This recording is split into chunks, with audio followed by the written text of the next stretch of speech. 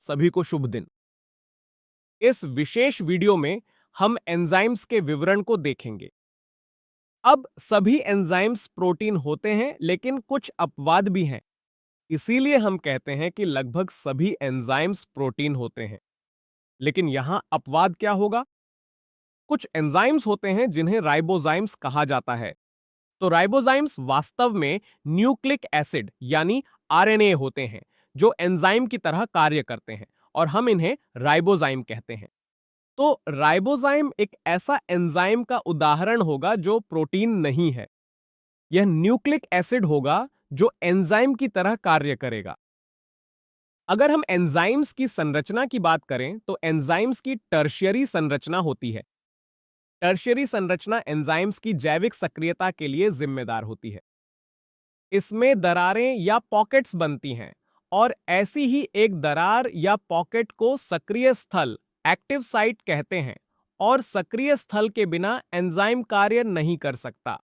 इसलिए किसी भी एंजाइम के कार्य करने के लिए सक्रिय स्थल एक्टिव साइट आवश्यक है। तो हम इसे इस कथन से संक्षेप में कह सकते हैं कि एंजाइम में वह दरार या पॉकेट जिसमें सबस्ट्रेट फिट होता है, उस विशेष स्थान को सक्रिय स्थल एक्टिव साइट कहा जा सकता है। अब शुरू में हमने कहा था कि अधिकांश एंजाइम प्रोटीन होंगे, लेकिन कई बार प्रोटीन के साथ गैर प्रोटीन भाग का संयोजन ही एंजाइम को सक्रिय बनाता है। अब इस विशेष समीकरण को देखते हुए एंजाइम के प्रोटीन भाग को एपोएंजाइम कहा जाता है। यदि एंजाइम में गैर प्रोटीन भाग उपस्थित है, तो उस गैर प्रोटीन भाग को कोफैक्टर कहा जाता है, और एपोएंजाइम तथा कोफैक्टर के संयोजन को होलोएंजाइम कहा जाता है। यदि हम इस होलोएंजाइम से इस विशेष कोफैक्टर को हटा दें, तो कोई उत्प्रेरक गतिविधि नहीं होगी। अब ये कोफैक्टर्स दो प्रकार के हो सकते हैं: जैविक ऑनर्गेनिक और अजैविक इनोनर्गेनिक। जैविक कोफैक्टर्स दो प्रकार के हो सकते हैं: प्रोस्थेटिक समूह और कोएंजाइम। अजैविक उदाहरण में हमारे पास केवल धातु आयन होते हैं। प्रोस्थेटिक समूह और कोएंजाइम के बीच अंतर यह है कि प्रोस्थेटिक समूह एपोएंजाइम के साथ बहुत मजबूती से जुड़ा होता है। चाहे अभिक्रिया उत्प्रेरण हो रही हो या न हो रही हो, यह प्रोस्थेटिक समूह हमेशा एपोएंजाइम से जुड़ा रहेगा। लेकिन यदि हम कोएंजाइम की बात करें तो मामला ऐसा नहीं है। कोएंजाइम के मामले में जब भी उत्प्रेरण या अभिक्रिया होती है, उस विशेष समय पर यह कोएंजाइम एपोएंजाइम से जुड़ जाएगा, अन्यथा यह एक अलग इकाई के रूप में उपस्थित रहेगा। तो इसमें स्थायी संबंध होगा, लेकिन यहां उत्प्रेरण के समय केवल अस्थायी संबंध ही रहेगा। उदाहरण के तौर पर देखें तो हीम प्रोस्थेटिक समूह का एक उदाहरण है।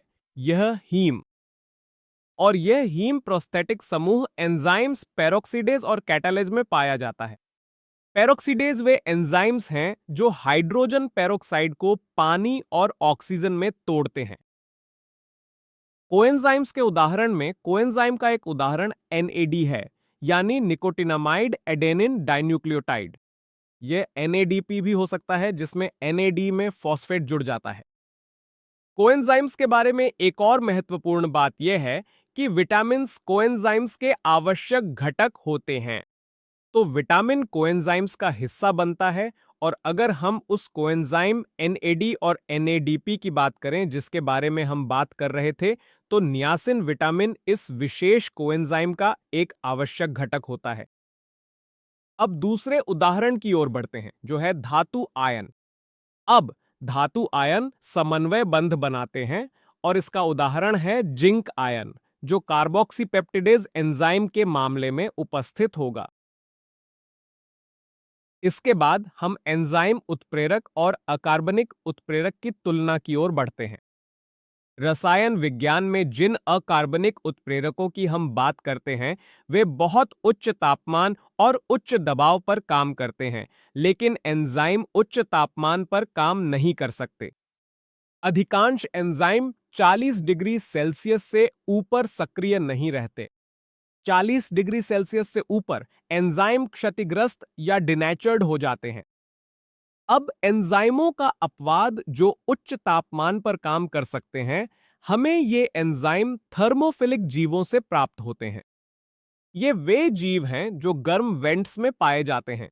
ये सल्फर स्प्रिंग्स में पाए जाते हैं, इसलिए ये अपनी उत्प्रेरक शक्ति को 80 से 90 डिग्री सेल्सियस तक के उच्च तापमान पर भी बनाए रखते हैं। और ऐसा ही एक एंजाइम है जिसे हम पॉलीमरेज चेन रिएक्शन में इस्तेमाल करते हैं, जिसे हम टैग पॉलीमरेज कहते हैं।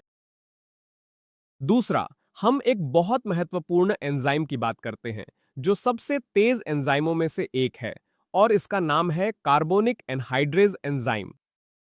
कार्बोनिक एनहाइड्रेज CO2 और पानी की प्रतिक्रिया को दोनों दिशाओं में उत्प्रेरित करता है, जिससे H2CO3 यानी कार्बोनिक एसिड बनता है। अब बिना कार्बोनिक एनहाइड्रेज एंजाइम के प्रति घंटे केवल 200 H2CO3 अणु बनते हैं। लेकिन जब कार्बोनिक एनहाइड्रेज मौजूद होता है तो यह प्रति सेकंड 6 लाख अणुओं के निर्माण का कारण बनता है। तो यहां इकाइयों को देखना जरूरी है। यहां हम एक घंटे में 200 अणुओं की बात कर रहे हैं, लेकिन यहां प्रतिक्रिया को तेज कर दिया गया है। तो एक सेकंड में 6 लाख अणु बनेंगे। अगर हम देखें कि प्रतिक्रिया कितनी तेज हुई है, तो एंजाइम प्रतिक्रिया को 1 करोड़ गुना तेज कर देता है।